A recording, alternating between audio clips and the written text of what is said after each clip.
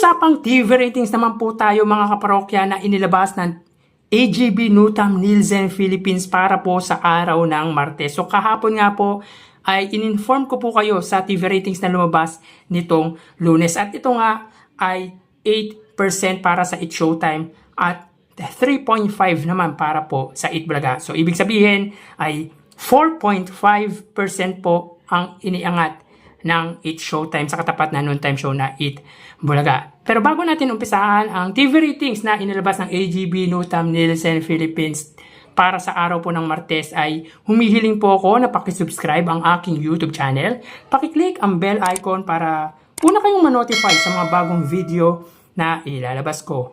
Salamat! So today, nandito na po tayo sa ikalawang yugto ng ating online viewership ngayong pong araw ng Biyernes, May 31. Huling araw na po ng buwan ng Mayo at bukas ho ay unang araw ng buwan ng Hunyo.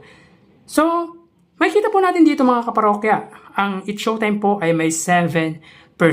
So, ibig sabihin ay bumaba po or nabawasan po ang kanilang TV ratings ng 1%. Samantalang ang It Bulaga po ay 3.6%. Dito mula sa TV ratings na inilabas noong Lunes ay nadagdagan ng 0.1% ang It Bulaga. So dito may kita po natin mga parokya na angat po ang It Showtime ng 3.4% sa katapat na noontime show. So dito ang GMA ay may 5%. So ang baba po ng ratings na ibinigay ng GMA para sa It Showtime. Ang GTV ay 1%. Ang A to Z ay 0.7%, ang Kapamilya Channel ay 0.3%. Pagdating naman po sa TV network or TV station ng It Bulaga, ang TV5 ang siyang malaking pre-provide na may 3.4%, samantalang ang RPTV ay may 0.2%. Kung titignan natin ang main channel ng dalawang noontime show na GMA at TV5 ay may kita natin na angat po ang GMA ng 1.6%. So maliit na lang po ang iniangat ng GMA sa katapat na TV station na TV5. At dito may kita natin na nakadagdag ng konti ang RPTV na 0.2%. So again, tulad ng sinasabi ko, alam naman po natin pagdating sa reach at sa signal ay advantage po ang GMA network. At alam naman po natin na ilang TV station po lumalabas ang It Showtime. Again, wala na po para sa dalawang noontime show ang TV ratings na inilalabas ng AGB Nutam Nielsen Philippines. Patunay yan dahil kahit na mababa po ang ratings ng It Bulaga ay patuloy na dumadami ang kanilang sponsors at advertisers. Ang hangad lang nila ay makatulong, makapag-entertain sa atin at mapasaya ang sambayan ng Pilipino. Hindi lang dito sa ating bansa, kundi sa buong mundo. So tara ating alamin ang online viewership ng dalawang bigating noontime show.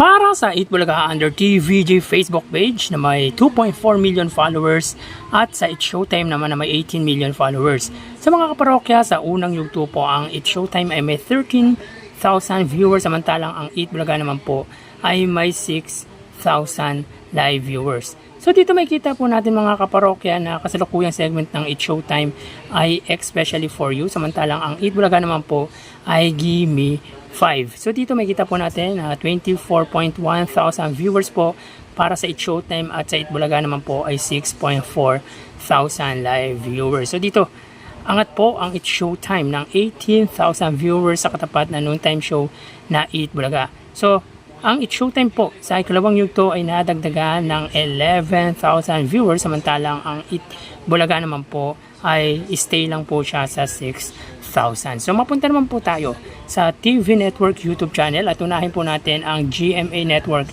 YouTube channel na may kasalukuyang subscribers na 35.3 million subscribers, samantalang ang It Bulaga naman po under TV5 Philippines na may kasalukuyang subscribers na 1.81 million subscribers.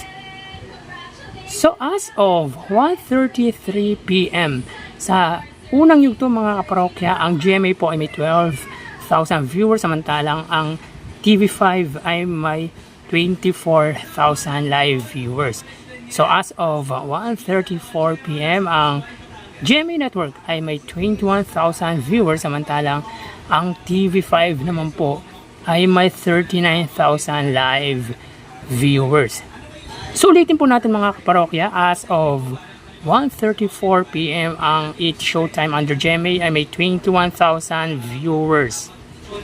Ang Eat Bulaga naman po under TV5 ay may 39,000 live viewers. So pagdating dito sa kanilang TV Network YouTube channel ay angat po ang TV5 ng 18,000 viewers sa katapat na TV Network YouTube channel na GMA Network. So dito sa ikalawang yugto ay natagdagan po ang Eat Bulaga under TV5 ng 15,000 viewers, samantalang ang It's Showtime naman under po yan sa GMA Network ay 9,000 viewers. So mapunta naman po tayo sa main YouTube channel ng dalawang noontime show, at para po sa It's Showtime under po yan sa ABS-CBN It's Showtime na may kasalukuyan subscribers na 2.23 million. Samantalang ang Eat Bulaga naman po under Eat Bulaga TVJ YouTube channel na may kasalukuyan subscribers na 1 million.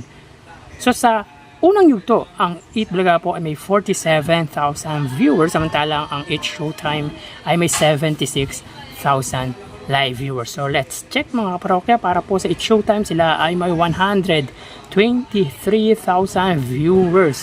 Samantalang ang Eat Bulaga naman po, sila po ay may 60,000 live viewers. So ulitin po natin mga kaparokya, as of 1:36 PM, ang It's Showtime po, sila po ay may 122,000 live viewers, samantalang ang Eat Bulaga po ay may 60,000 live viewers. So pagdating dito sa ikalawang yugto mga kaparokya ay angat pa rin po ang It's Showtime sa katapat ng noontime show ng 62,000 viewers. So dito sa ikalawang yugto ay nadagdagan ang Eat Bulaga ng 13,000 viewers, samantalang ang It's Showtime naman po ay nadagdagan ng 46,000 live viewers. So bali ang total na nakuha ng dalawang noontime show ay, para sa Eat Bulaga, sila po ay nakakuha ng total live viewership sa ikalawang yugto ng 105,000 viewers, samantalang ang It's Showtime naman po ay nakakuha ng total live viewership ng 167,000 viewers. So bali dito pagdating sa ikalawang yugto ay 62,000 viewers ang angat ng It's Showtime sa katapat na noontime show na Eat Bulaga. So sa unang yugto ay 34,000 viewers po ang iniangat ng It's Showtime sa Eat Bulaga. Sa ikalawang yugto naman po ay 62,000 viewers. So meaning nadagdagan po ng 28,000 viewers ang iniangat ng It's Showtime sa katapat ng noontime show sa ikalawang yugto, kung kaya't 62,000 viewers po ang siyang lumabas na lamang ng It's Showtime sa Eat Bulaga. So yan po ang lumalabas sa kanilang online viewership as of 1:38 PM, at mamaya ho magbabalik po tayo sa huling yugto ng ating online views update ng dalawang noontime show dito sa bansa. Magpapaalam na po ako pansamantala. Thank you and God bless.